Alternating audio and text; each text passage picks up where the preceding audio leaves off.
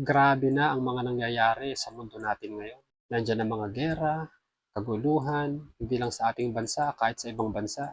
Nandiyan ang mga katiwalian, mga pagpatay, kawalan ng hustisya, kawalan ng takot sa Diyos, o sadya na bang wala ng Diyos sa puso ng tao. Ito ay ilan lamang sa mga nagpapatunay sa katuparan ng mga nakasulat sa Biblia patungkol sa mga huling araw at ang mga dahilan kung bakit nangyayari ang mga bagay na ito. Basahin natin ang nakasulat sa ikalawang Timoteo 3:1-4. Datapwat alamin mo ito, na sa mga huling araw ay darating ang mga panahong mapanganib. Sapagkat ang mga tao ay magiging maibigin sa kanilang sarili, maibigin sa salapi, mayayabang, mga mapagmalaki, mapagtungayaw, masuwain sa mga magulang, mga walang turing, mga walang kabanalan, walang katutubong pag-ibig, mga walang paglulubag, mga palabintangin, mga walang pagpipigil sa sarili, mga mabangis, hindi mga maibigin sa mabuti, mga lilo, mga matitigas ang ulo, mga palalo, mga maibigin sa kalayawan, kaysa mga maibigin sa Diyos. Pansinin niyo yung sinabi sa verse 1, sa mga huling araw ay darating ang mga panahong mapanganib. Nangyayari na yan, mapanganib. Bakit naging mapanganib? Dahil ang mga tao ay magiging maibigin sa kanilang sarili. Hindi naman masama kung mahal natin ang sarili natin, ano?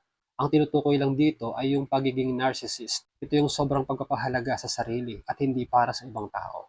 Maibigin sa salapi, hindi na mahalaga kahit sa masamang paraan kinuha basta magkaroon lang ng pera. Tapos sabi pa dito, mayayabang, mapagmalaki.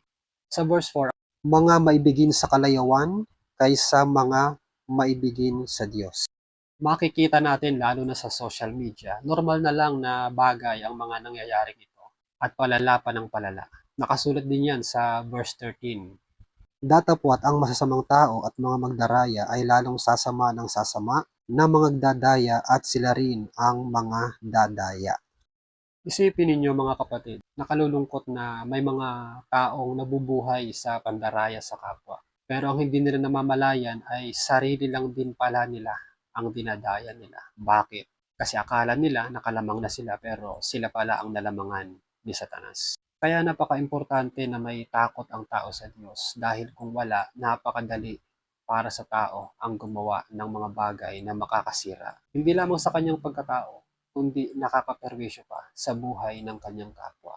Mag-ingat tayo mga kapatid dahil ang ating tunay na kalaban ay hindi tao, kundi dyablo at yan ay si Satanas.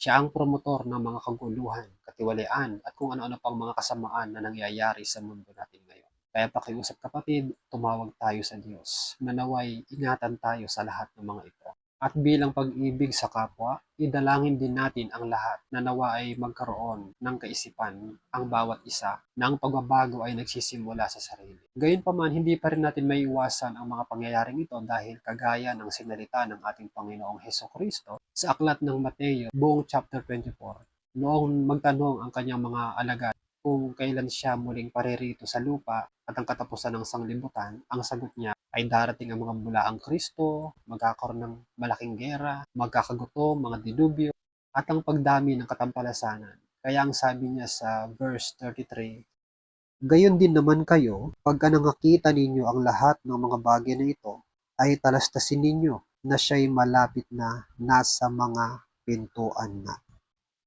Ang lahat ng mga pangyayari ngayon ay palatandaan lamang na malapit na ang muling pagparito ng ating Panginoong Hesukristo. At yan ang higit sa lahat ay dapat nating pinaghahandaan, lalo na't hindi natin alam ang eksaktong araw at oras. Pero sinabi niya kung anong panahon. Kaya sa verse 42-44 ay ganito ang sinabi niya. Mangagpuyat kayo sapagkat hindi ninyo nalalaman kung anong araw paririto ang Panginoon. Datapwat ito'y talastasin ninyo na kung nalalaman ng puno ng sangbahayan kung anong panahon darating ang magnanakaw, ay siya'y magpupuyat at hindi niya pababayaang tibagin ang kanyang bahay. Kaya nga kayo'y magsihanda naman, sapagkat paririto ang anak ng tao sa oras na hindi ninyo iniisip. Ngayon, kung nakikita man natin na nangyayari ang mga palatandaan, isipin natin na malapit na ang Panginoon. Imbis na mawalan tayo ng pag-asa, panghawakan natin ang kanyang mga salita. Na sa gitna man ng mga kapighatian ay iingatan tayo ng kanyang kapayapaan. Hindi niya tayo pababayaan. Ang mga bagay na ito ay sinalita ko sa inyo upang kayo'y mangagkaroon sa akin ng kapayapaan. Sa sanglibutan ay meron kayong kapighatian, ngunit laksan ninyo ang loob, aking dinaig ang sanglibutan. Sumaatin nawa ang kapayapaang mula sa Diyos,